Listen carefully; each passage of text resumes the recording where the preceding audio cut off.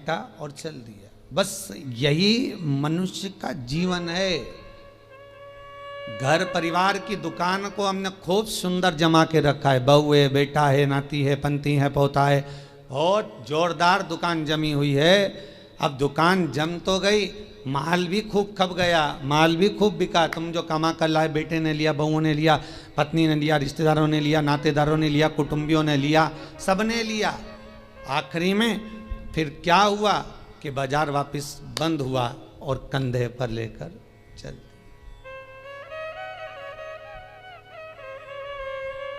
फिर निवेदन करूंगा, तुम दुकान पर बैठकर व्यापार में, व्यवसाय में, नौकरी में, तुम दुकान में जितना बैठकर कमा रहे हो उसका भोग तुम्हारी पत्नी, तुम्हारे बच्चे, बहुएं, पोता पोती, रिश्तेदार, कुटुंबी सब भोगेंगे।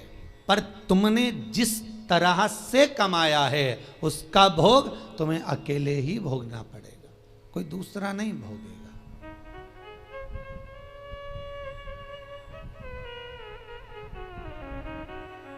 जीवन में कुछ कर्म ऐसा करते हुए चलो।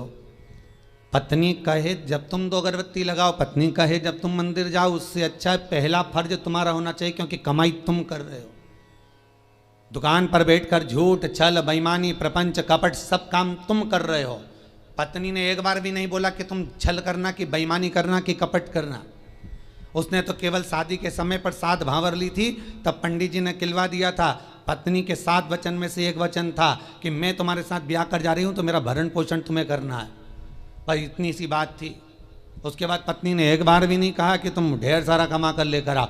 बच्चे कभी नहीं कहते कि पिताजी आप हमारे लिए झूठ बोलो, कपट करो, छल करो, बेईमानी करो। बच्चे कभी नहीं कहेंगे, ना पत्नी कहेगी। जब ऊपर जाओगे, यम की कैद चढ़ोगे, तो यमराज तुम्हें जब नरक में पटकेगा तब कहोगे मैंने झूठ पत्नी के लिए बोला था, मैंने बच्चों को पढ़ाने के लिए, आगे बढ़ाने के लिए झूठ बोला था, मेरे अकेले को नरक क्यों पटक रहे हो? पत्नी और बच्चों को भी तो पटको। तो यमराज भी कहेगा झूठ तूने बोला, कपट तूने करा, बेईमानी तूने करी, प्रपंच तूने करा, तो भोग भी तो भोग, दूसरा काहे को भोगेगा? इसलिए माता तुम्हें चिंता करने की जरूरत नहीं, तुम तो जोरदार जूड़ा मूड़ा बांध के अच्छे से रहो। पर मुख से तुम्हारा नाम है धर्म पत्नी।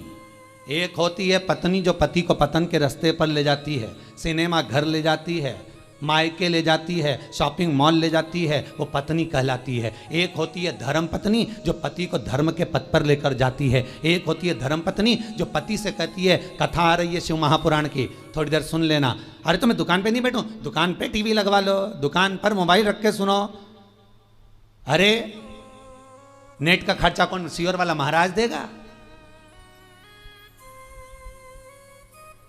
150-200 रुपए का नेट चले तो कौन कौन महाराज देगा क्या? तो पत्नी उस समय पर एक शब्द जरूर बोल दे कि कमा किसके लिए रहे हो, पहले ये तो बताओ। घर में रोटी का डब्बा लगा लगाया रह जाता है, पत्नी फोन कर करके रह जाती है, आ जाओ भोजन तैयार है, आ जाओ। ग्राहक ऐसे टूट पड़ रहे, ऐसे टूट पड़ रहे कि 1 मिनट तो खाना खाने की फुर्सत नहीं। और बच्चा टिफिन लेके आ गया तो टिफिन 2 घंटे तक रखा दिया, ठंडा हो गया, सारा की सारा बेकार हो गया। और तुम वो ठंडा भोजन गाय की सांदी जैसा बस खा रहे, ऊपर से दुकानदार फिर ग्राहक बोल रहे सेठ जी मुंह में रोटी, सेठ फिर निकाला। किसके लिए कमाया भाई?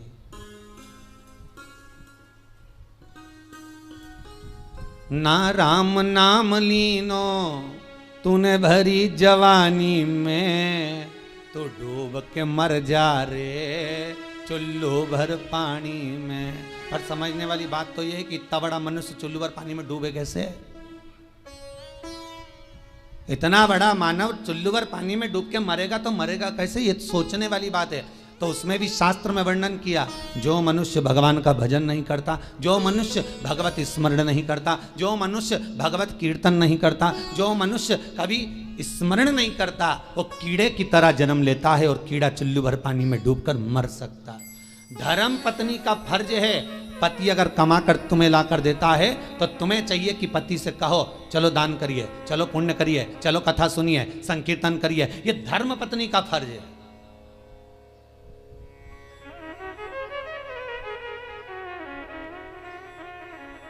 सारे कथाकार मिलके, कई बार हमने सुना लोग उसको क्या नाम थी जिसकी नाक कट गई थी रे, है?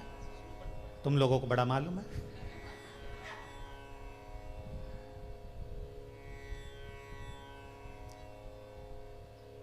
मतलब इतनी फेमस है वो, है? तुम्हें भी मालूम था? कड़ेल जी मालूम था? हाँ, बड़ी फेमस है वो भाई। होना भी चाहिए उसको फेमस, क्यों नहीं होना चाहिए? उसके बराबर दुनिया में कोई भक्त नहीं होगा भगवान का उसके जैसा। आप में से कितने लोग हैं जो भगवान के सामने जाकर कह दे मैं तुमसे शादी करूंगी? जितने लोग यूट्यूब पर कथा सुन रहे, टीवी पर सुन रहे, ईमानदारी से बोल देना किसी ने जाकर भगवान के मंदिर में जाकर कहा हो हे भगवान मैं तुम्हारे साथ शादी करूंगी। तुम तो इंसान हो, वो राक्षसी थी सूर्पणखा जो भगवान के सामने सीधा प्रस्ताव लेकर पहुंच गई कि तुम सम पुरुष न मो सम नारी, इसलिए मैं तुमसे विवाह करना चाहती हूँ। भगवान इतने खुश हो गए कि जिंदगी में कहीं की तो मिली जिसने कहा कि तुम्हारे जैसा पुरुष नहीं होगा, मेरे जैसी नारी नहीं होगी। दुनिया समझे तब तो। यहाँ तो जो जाए भगवान के पास में, जरा भगवान दुकान नहीं चल रही, भगवान छोरा दे दो, भगवान बहू दे दो, भगवान ये दे दो। भगवान भी इतना बोर हो जाता कि भगवान ने भगत से कहा एक आध दिन तू आके बैठ जा, यहाँ एक बार आके बैठ जा। होता है, एक भगत भगवान के पास पहुंच गया, भगवान सबसे ज्यादा अच्छी जिंदगी तो तुम्हारी है। भगवान ने कहा हमारी काहे की जिंदगी अच्छी, और क्या, बढ़िया चांदी की थाली में पकवान आ रहे, लोग पंखा झेल रहे, एसी का रूम तुम्हारा, सारे मंदिरों में देखे क्या ठाट के बने हुए हैं, मार्बल का फर्श, मखमल के गादी तकिया, क्या जोरदार जोरदार सारा ठाट, ऊपर चांदी का छतर लगा, हीरे के जेवरात पहने। भगवान सबसे ज्यादा सुखी तो तुम हो। भगवान ने कहा है अगर ऐसा सुख है तो एक काम कर, 24 घंटे के लिए तू हमारी जगह खड़े हो जा, चल आजा। तो क्या उसमें क्या होगा, 24 घंटे का कोई सुख होता? भगवान कहने लगे तू खड़ा तो मैं तेरी जगह चले जाता, तू मेरी जगह चले जा। अब भक्त तो बहुत नाराज तो था ही, उसने कहा ठीक है उतरो नीचे, उतरो। तो भगवान विष्णु और लक्ष्मी का मंदिर था, नारायण और लक्ष्मी का। तो भगवान बोले मैं अकेला जाऊं तो पत्नी को भी लाना पड़ेगा ना, तो पति ने अपनी पत्नी को बुलवा लिया, तू भी आ जा, आज अपन भगवान की जगह खड़े होंगे। भगवान को बाहर बैठो, जाओ मंदिर के बाहर, हम दोनों खड़े। भगवान बोले जैसे हम खड़े वैसे की वैसे खड़े रहना हो, हिलना डुलना नहीं, नहीं तो लोगों को मालूम पड़ गया ना, सोच लेना। हाथ पांव कुछ नहीं हिलना चाहिए, कुछ नहीं हिलेगा, तुम्हारे जैसे ही खड़े रहेंगे बिल्कुल। तो हो जाओ खड़े। भगवान हट गए, उन दोनों को खड़ा कर दिया, धनी लोगाई को, दोनों को, पति पत्नी को। राम जी भगवान नारायण तो आराम से ऐसा हाथ करके खड़े, लक्ष्मी जी वे ऐसा हाथ करके।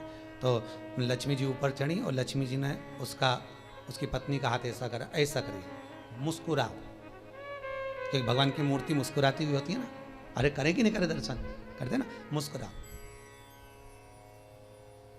और तुम भी ऐसे खड़े रहो, मुस्कुराते।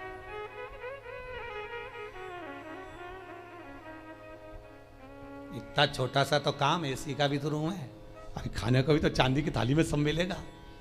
पत्नी से बोला खड़े रहे तो भगवान के जाऊं, लक्ष्मी नारायण कहा ठीक है जाओ, अब कब आऊं? भगवान बोले, तो वो बोला अभी हम सारा सुख भोग लें फिर आना आराम से। हाँ ठीक है, कल आ जाऊं कि आज ही आऊं? नहीं तुम तो शाम तक वापिस आ जाओ। हम भगवान वहां तक गए तो इन्होंने मुंह फिर उतार लिया।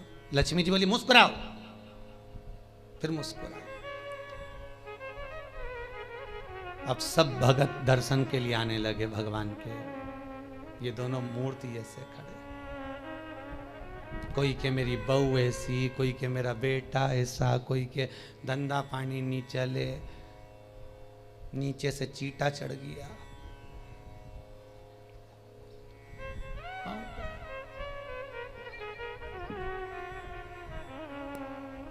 अब नीचे से चीटा चढ़ा तो पत्नी सीधे खड़े रहो, सीधे खड़े रहो, मुस्कुरा। वहां से मुस्कुराए कि चीटा भगाए।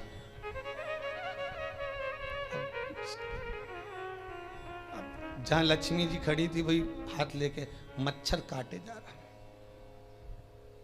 पति बोले अभी तो मेरे से कह रही थी, मुस्कुरा, मच्छर खा रहा है, मुस्कुरा। तब एक आया भगत, 11 दिए जला गया उनके बिल्कुल पांव के पास।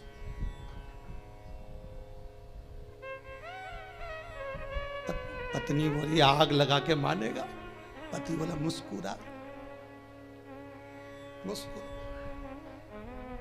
अरे धोती जल जाएगी, मुस्कुरा, मुस्कुरा। ऐसे खड़े रहो, हिलना नहीं है, बिल्कुल मुस्कुराइए।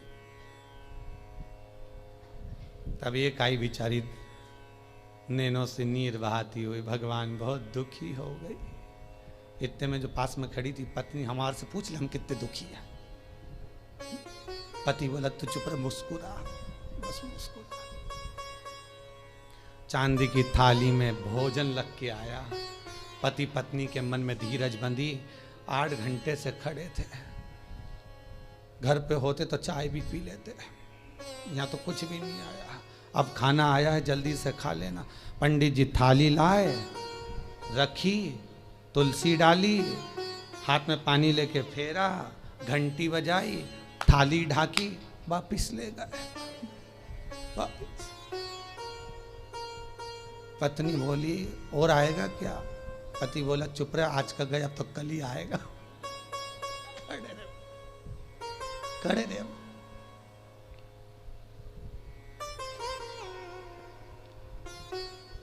शाम के समय भगवान नारायण और लक्ष्मी आ गए। क्यों भैया, सुख में तो हो, कि आग लगे बस सुख का नाथ, तुम तो तुम्हारी जगह खड़े हो जाओ, हम तो हमारे अच्छे, तुम वहीं आ जाओ वापिस। जल्द भगवान बोले हम तो नहीं आ रहा, तुम ही खड़े रहो, कि हमारे बाप की सौगंध है, हम दूसरी बार भगवान नहीं बनेंगे, तुम तो खड़े हो जाओ। बड़ी मुश्किल से भगवान नारायण लक्ष्मी फिर खड़े हुए। हमें लगता है सामने वाला व्यक्ति बहुत सुखी है, पर उसकी जगह पर जब हम बैठते हैं तब मालूम पड़ता है कि दुख जीवन में कितना पड़ा है, जीवन में दुख कितना है वो समझना। पकड़ कर हाथ जो तेरा, कहे तू लाडला छोरा, अभी सब साथ हैं तेरे, आगे होने को धोखा है। हरि भजलो हरि भजलो, हरि भजने का मौका है। हमें अपने कुटुंबी, रिश्तेदार, नातेदार जितने भी हमें अपने लगते हैं, ये कोई अपना नहीं, केवल एक लुटेरा है। कितना सुंदर लिखा है।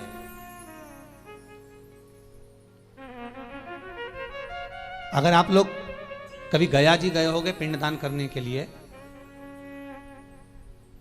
तो गया जी में, गया जी के रेलवे स्टेशन पर एक बड़ा बोर्ड लगा हुआ है कि दुनिया के सबसे बड़े लुटेरे, चोटे घर के लोग ही होते हैं। एक आपकी श्वासें चुरा रहा है, एक आपका समय चुरा रहा है, एक आपका धन चुरा रहा है, एक आपकी संपदा चुरा रहा है। उस रेलवे स्टेशन पर लिखा है कि सबसे बड़े लुटेरे चोटे अपने ही होते हैं, और नीचे लिखा है सावधान रहिए। किससे? किससे सावधान रहे? अर्थात जो लूटने में लगे हुए हैं। कोई कहता पापा जी पापा जी पापा जी कहकर उनका सारा समय खा रहे हैं, मम्मी जी कर कर उसका सारा समय ले लिया, सब कुछ तो समाप्त हो गया। वो चरित्र कितना सुंदर है साहब, कि एक व्यक्ति के घर में शादी थी,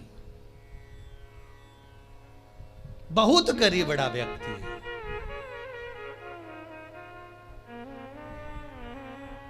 इतना गरीब व्यक्ति, इतना गरीब, और उसके घर में बेटी का ब्याह, धन कुछ नहीं।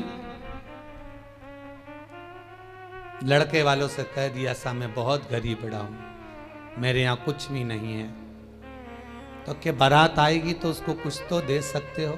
हमें रकम मत दो, दहेज मत दो, पर कोई आएगा तो उसको कुछ तो दोगे ना खाने को। तो क्या साहब मेरे पास में केवल थोड़ी सी शक्कर ले आऊँगा, नुक्ती बनवा दूंगा, खोपरा पाक बनवा दूंगा, खिला दूंगा। बहुत गरीब हूँ। बेचारा गया मांग दोंग के लोगों के हाथ जोड़कर, पांव पड़कर, निवेदन कर कर सेठ जी के यहाँ से एक शक्कर की बोरी उठा कर लाया। घर में लाकर पत्नी से कहा, ये शक्कर की बोरी रखी है, बेटी की शादी के लिए रखी है, हाथ ना लगाना। कोने में रख दिया है। हलवाई से बात कर कर आया हूँ। हलवाई कह रहा था मैं आ जाऊँगा, बना दूंगा।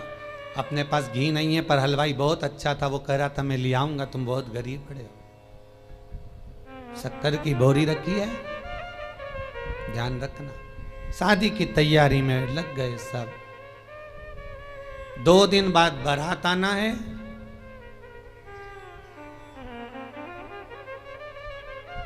एक दिन पहले हलवाई आ गया। हलवाई ने आवाज लगाया, भैया शक्कर की बोरी लाओ। जब शक्कर की बोरी लेने के लिए गए, जाकर देखा तो वो शक्कर की बोरी केवल खाली पड़ी हुई थी। उस पे किसी बच्चे ने सोया हुआ था, किसी मेहमान का बच्चा, उसने गंदगी कर दी थी। बोरी भी गंदी हो गई, हाथ लगाने के लायक नहीं बची। क्या हुआ था इस बोरी में? समाप्त तो हो गई शादी की एक दिन पहले। बस कुछ नहीं, घर में मेहमान आ गए। गरीब बहुत थे ये, तो मेहमानों को कुछ खिला पिला नहीं पा रहे थे। एक बच्चा बोरी से टिक के बैठ गया। उसने बोरी में उंगली करना प्रारंभ करा, एक छेद बना दिया, छेद में से शक्कर निकाल निकाल के खाने लगा। इतने में उसकी माँ आ गई। छोरा क्या कर रहा है? शक्कर खा रहा। माँ ने भगाया, वो भी पल्लू लगा के उसमें से शक्कर निकाल ली। किसी तीसरे ने देख लिया, क्या कर रही? कुछ नहीं, चाय बनाने के लिए शक्कर लिया। वो भी लग गई, उसने भी शक्कर निकाल ली। जितने मेहमान आए थे सब शक्कर खा गए, रिश्तेदार खा गए, शक्कर की बोरी पड़ी रही।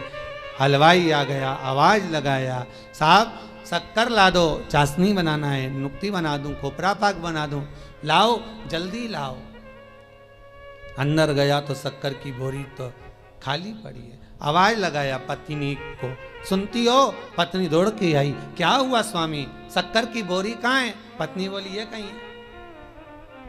अरे शक्कर की बोरी कहाँ है? तो क्या ये है? तो मैं शक्कर की बोरी पूछ रहा हूं, तो ये क्या नमक की है तो शक्कर की। शक्कर की बोरी कहाँ है? तो ये शक्कर की बोरी की शक्कर कहाँ गई? पत्नी बोले मुझे क्या मालूम कहाँ गई, सब समाप्त हो गई। अब लेकर वो बोरी को गया, हलवाई से कहा भैया अब तो कुछ है नहीं इस बोरी में, झड़ा दी। बहुत गंदी हो गई थी, बाहर आखिरी में उसमें गंदी इतनी हो गई थी कि आग लगाना पड़ी। तो आग लगाते भी जड़ा के देख रहे हैं कि थोड़ी बहुत शक्कर निकल जाए तो चाशनी बन जाए और नुक्ती बन जाए, और कुछ नहीं बन पाया। तब धड़ धड़ाता हुआ बारात आ गई, और बारात दरवाजे पर आई तो रो रहा था। क्यों? क्योंकि खिलाने के लिए, देने के लिए कुछ भी नहीं बचा था। खूब रोया, तड़पा। ये शक्कर की बोरी और किसी व्यक्ति की कथा नहीं, ये अपनी है। ये शक्कर की बोरी है, ये शरीर। जैसे बोरी पेक लेकर आए थे उसी समय, जन्म के समय पर ये बोरी पूरी बंद की बंद आई थी। आंख नहीं खुली थी, कर्ण नहीं खुले थे, मुख नहीं खुला था, संपूर्ण बोरी बंद की बंद आई थी। ये संपूर्ण बोरी। फिर हॉस्पिटल में किसी ने इसमें छेकड़ा कर दिया, डॉक्टर सिस्टर ने धप मारी, छेकड़ा हो गया। सबने शक्कर खाना प्रारंभ कर दी। मेरा लल्ला, मेरा कल्ला, मेरा बल्ला, सब शक्कर खा गए धीरे धीरे धीरे धीरे। और आखिरी समय तक, अंतिम समय जब आ गया, 70-80 साल 90 साल हो गए, शक्कर की बोरी जब पूरी खत्म हो गई, श्वास दुनिया के लोगों ने, रिश्तेदारों ने सब काम में लगा लगा के ले लेकर शक्कर समाप्त कर दी। श्वास जब शरीर से चली गई, शक्कर की बोरी खाली पड़ी हुई है, कोई हाथ नहीं लगा रहा उस शरीर को, वो मर चुका है। यमराज आएगा धड़धड़ाता हुआ बारात लेकर, स्वागत के लिए क्या रखोगे? शक्कर की बोरी पड़ी है। और बचा था तो आग लगाई तो उसमें भी शक्कर के दाने ढूंढ रहे हैं। तीसरे के दिन जाके तो चार हस्तियां ढूंढ रहे हैं कि इससे नुक्ती बनाए कि खोपरा पाक बनाए। अब करें क्या? समाप्त।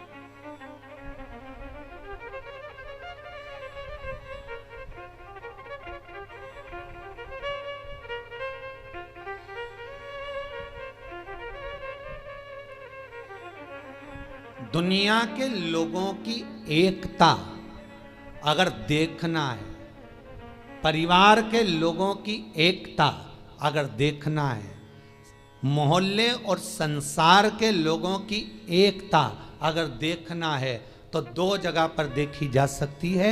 एक, जो व्यक्ति आगे बढ़ रहा है उसको गिराने में, और दूसरा मुर्दे को उठाने में। ये दुनिया के लोगों की एकता, ये दो जगह पर देख सकते हो।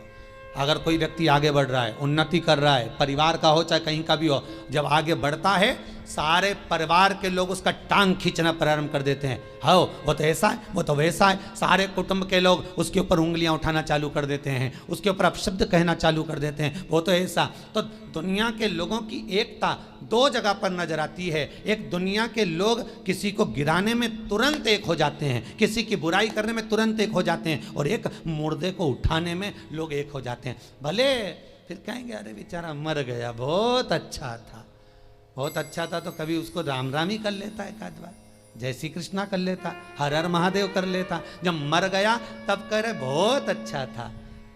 और सबसे अच्छा जब लगेगा जब वो शोक पत्र तुम्हारे पास आएगा और उसमें लिखा रहेगा इतनी बजे से इतनी बजे तक पगड़ी है, इतनी बजे से इतनी बजे तक रसोई है। और जब तुम जाके ना गुलाब जामुन ना खोपरा पाक ने बूंदी जब खाओगे, नुक्ती का रायता में बूंदी डाल डाल के डुबक डुबक के सेव डाल के जब पूड़ी के साथ खाओगे, और जितनी तुमने बुराई करी है उसके घर की नुक्ती और सेव कहीं ऐसी पच जाएगी।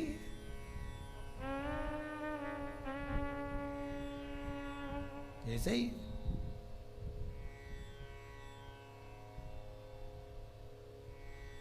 सहज नहीं है महाराज।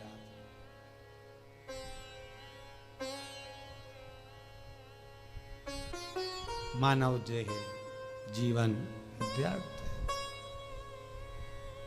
जितना भजन कर सकते हो, जितना स्मरण कर सकते हो, जितना मंत्र जाप कर सकते हो, जितना नाम जाप कर सकते हो, वो आपका है।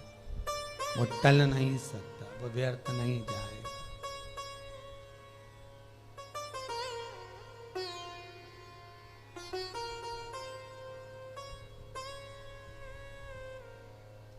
तुम्हारा किया गया भजन, तुम्हारा किया गया कीर्तन और तुम्हारा विश्वास शंकर के प्रति खाली नहीं जा सकता, खाली नहीं जाएगा। विश्वास अगर पूर्ण है तो भगवान मिल जाएगा।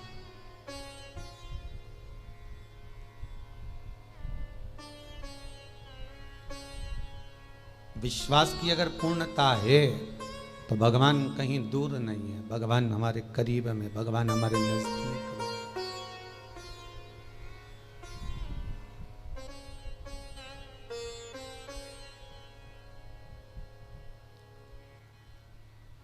कल गौशाला में हम शाम के समय पर थे, कथा के बाद आप लोग यहाँ कीर्तन कर रहे थे।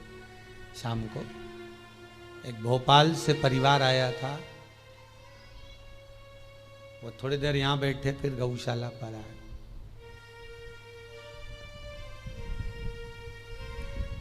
हमने कहा वहां जाकर बैठो, हॉल में दर्शन करो, कीर्तन चल रहे हैं, भाभी जी की भजन गा रही थी, कल हम सुन रहे थे वहां पर। तो हमें तो केवल दर्शन करना था, इसलिए यहाँ पर आए हैं, आपसे दो शब्द मिलना है। मैंने बोलो, हम यहाँ मिलते करते थोड़ा सा कम ही है, अभी कोरोना महामारी के कारण बहुत दूर किसी से नहीं। बोलिए क्या बात है, इतनी रात को आप आए? दिन में आते तो पूरा गौशाला देखते, वृद्धाश्रम देखते जो बन रहा है, कुबेर भंडारी का मंदिर देखते। कहा गुरुजी कौन सा काम होता है जो क्रूज मुरूज जब बिकते हैं उसका वो जो सामान बेचते हैं, मटेरियल वगैरह जो भी हो, री मटेरियल बेचने का, उस व्यक्ति ने कोई क्रूज मुरूज का री मटेरियल बेचते हैं, कुछ बेकार भंगार जो भी होता होगा, उसको बेचने में उसके 28 लाख रुपए उलझ गए थे। तो वो केवल ये बताने के लिए आया था कि 2 उपाय कर लिए, वो 28 लाख रुपए जो 12 साल से उलझे थे वो आ गए, बस ये बताने के लिए आया। हमने कहा आ गए तो शंकर जी को धन्यवाद दो, भोजन करो, जाओ, यहाँ तो भोजन चालू है, खाओ जाओ। आज आते आते हमारे आगर वाले भी, क्या नाम बताया, मेठी जी है, उनके चेहरे पे आज बहुत खुशी दिख रही है मेठी जी, और होना भी चाहिए। एक बार खड़े होके बताएंगे आप, थोड़ा सा दिखाइएगा मेठी जी, आज क्या खुशी मिली है आपको? माइक देना जरा उनको। आज उनको बड़ी खुशी मिली है, यहां आकर पांव रखकर आप आए, तो आपको क्या खुशी है कुबेर भंडारी के मंदिर से मिल गई है ऐसी?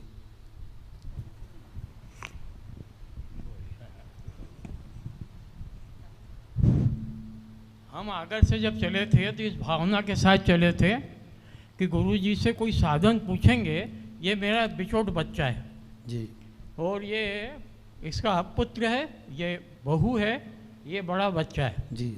मेरा बिछोट बच्चा जो है, वैसे ये मेडिकल स्टोर पे बैठता है, ये भी मेडिकल स्टोर है, पर बिछोट ने वो इंजीनियर हो गया, बोले मैं तो नौकरी करूँगा। ठीक है भाई, नौकरी कर, 2-4 जगह करें, कहाँ करें।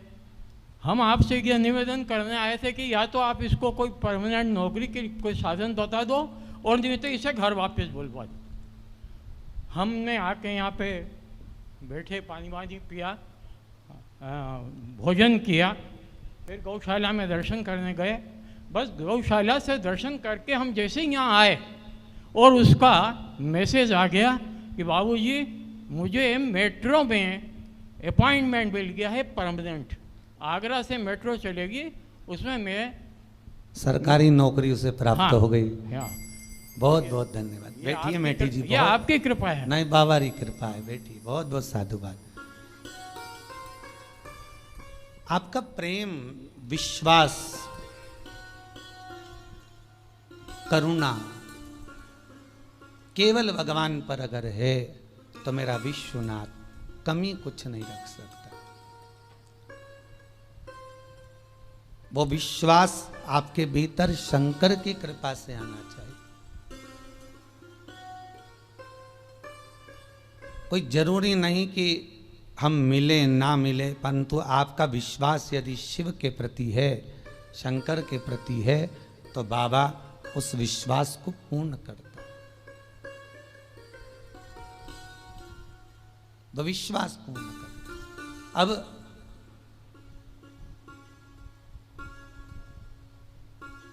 हीरा तो सबके भीतर समाया हुआ है, वो भगवत नाम का हीरा, वो सबके भीतर है।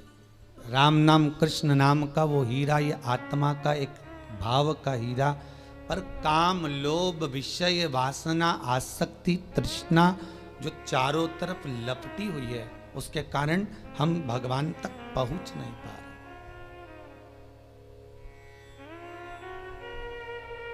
ठंड के दिनों में रेलवे स्टेशन पर जाकर खड़े होंगे तो मालूम पड़ेगा ये एक्सप्रेस इतने घंटे लेट चल रही है।